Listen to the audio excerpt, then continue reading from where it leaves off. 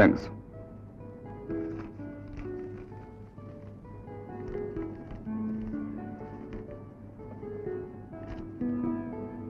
ধরো, নিন রবিনবাবু, আপনার মেয়ের বিয়ের টাকা। আমাদের ক্লাবে ছেলে মেয়েদের জন্য কিছু খেলাধুলার জিনিস কিনতে 1000-2 টাকার দরকার, তাই। দাশুভাইয়ের চেকটা রেখে 1005 টাকা দাও।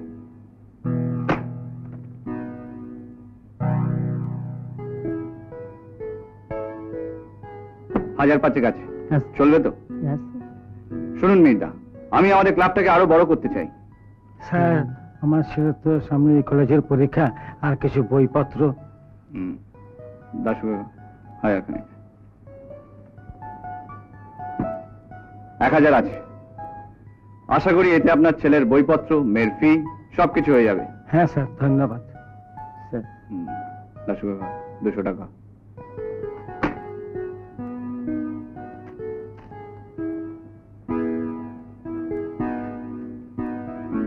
ধরুন, শুনুন, এখন থেকে আর মিথ্যে কথা বলবেন না, সর্বদা সত্যি কথা বলবেন।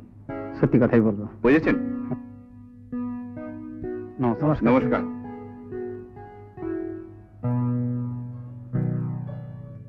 দেখো রাহুল, এভাবে দান ছত্র করলে তো আমরা। জানি দাশু কাকা, একদিন দেউলিয়া হয়ে যাব, এই তো। আরে যেদিন দেউলিয়া হয়ে যাব সেদিন এদেরই কাছে ভিক্ষে চাইব, এদেরই মতো। সেদিন তোমার মুখের দিকে কেউ ফিরেও তাকাবে না। দাশুবাবু, আমায় ডেকে পাঠিয়েছিলেন? ও, আর আসুন, বসুন বসুন। Thank you.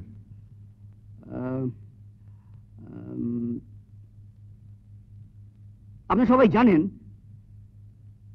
যে আমি কোম্পানির কেউ নই, আবার বিশেষ অর্থে এই কোম্পানিটা আমার, তাই আপনাকে এখানে ডেকে পাঠাতে আমি বাধ্য হলাম। কেউ আপনাকে চোর বলুক সেটা আমি চাই না।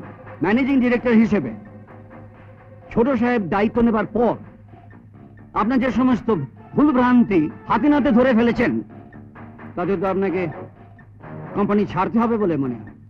কিন্তু দাশুবাবু, চোর বলার আগে যথেষ্ট প্রমাণের দরকার হয়। লাখ লাখ টাকার ভুল হিসেব দেখানো হয়েছে অ্যাকাউন্টস নিয়ে, এরপরেও আপনি প্রমাণ চাইবেন? কোম্পানি দেখাতে, কোম্পানি উন্নতির জন্য আপনাকে বিদেশ পাঠানো হয়েছিল, আর আপনি ফিরে এসে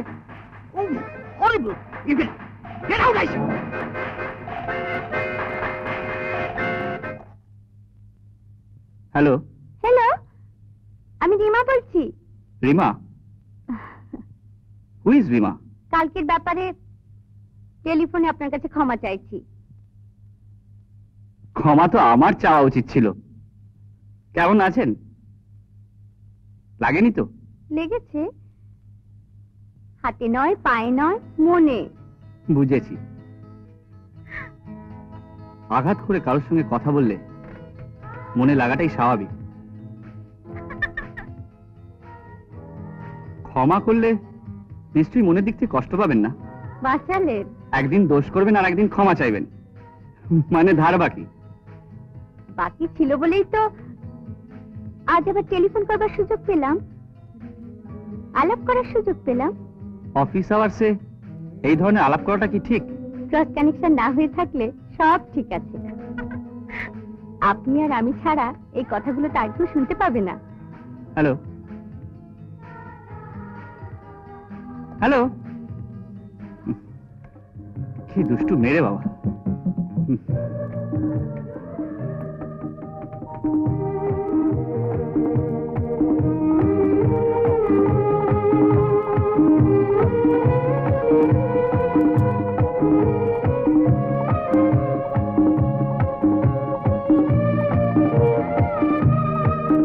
কি অসম্ভব, এভাবে আমার মনকে।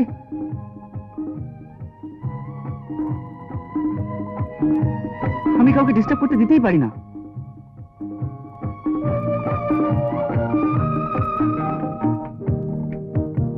দেখি আপনি হঠাৎ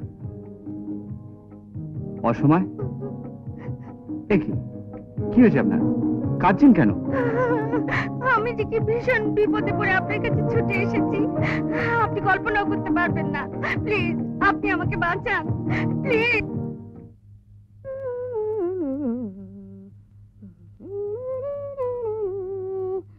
হায়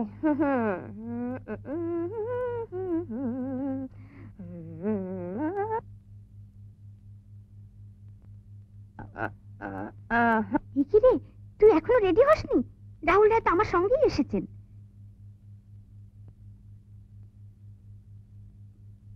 বসুন।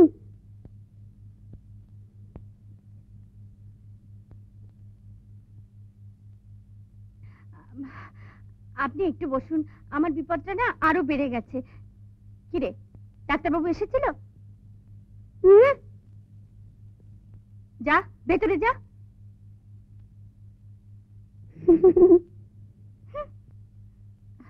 আপনি একটু বসুন।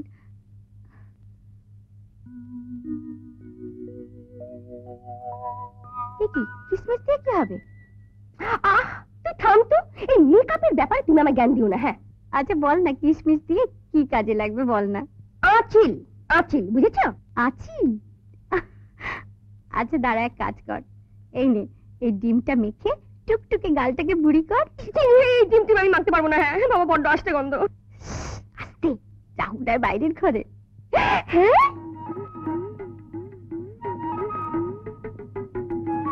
হ্যাঁ তোর দিদিমণিকে ডাকতো। দিদিমণিটা ডিম। এই গৌরাঙ্গ, ওহো তুই এখানে কি করছিস?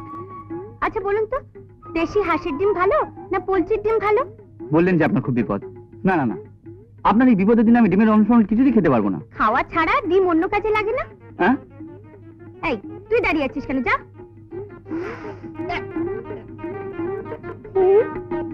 এই তুই কি করছিস রে? যেখান থেকে দিদিমণি ডিম, যা।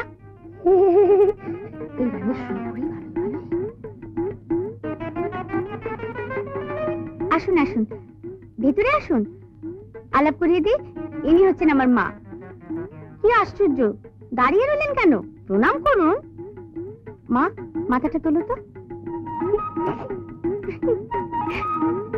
আপনি যখন প্রণামই করলেন, হাজার হোক মা তো গুরুজন।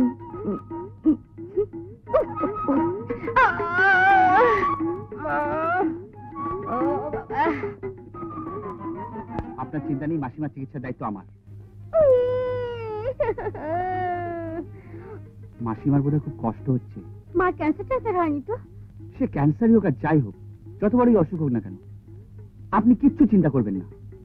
আমি এমন একজন ডাক্তারকে জানি, উনি হচ্ছে ডক্টর মুখার্জি, যার এ ব্যাপারে যথেষ্ট অভিজ্ঞতা আছে। আমি ওনাকে এক্ষুনি পাঠিয়ে দিচ্ছি। আচ্ছা আসি। এরকম আরো অনেক সিনেমা দেখতে হলে ডাউনলোড করুন ক্লিক অ্যাপ।